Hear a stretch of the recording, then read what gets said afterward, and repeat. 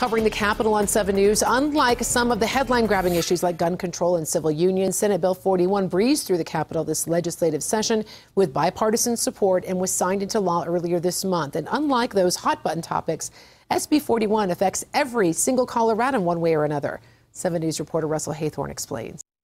There was question about whether or not storage of water was a beneficial use. It sounds like a simple notion, but it's become a complex web of Colorado water law.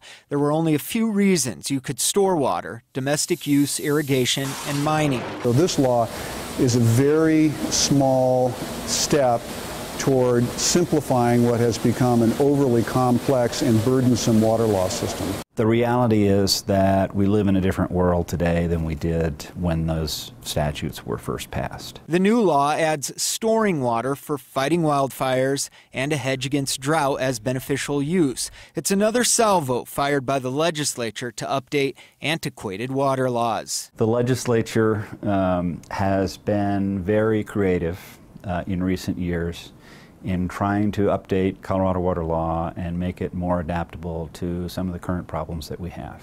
And allowing a utility to add to its storing capacity could help curb the impacts of drought, like the watering restrictions in place this year. Because if you get into a situation where you aren't meeting your compact requirements, you aren't delivering enough water to the downstream states, you can meet that requirement by releasing water from storage and yet still have water to meet Colorado's day-to-day needs.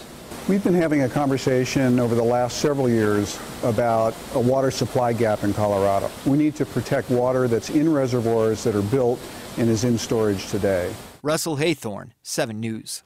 Even with the new law in place, Denver Water tells 7 News it has no plans to build more storage immediately anyway. They say that it costs tens of millions of dollars to complete that kind of project.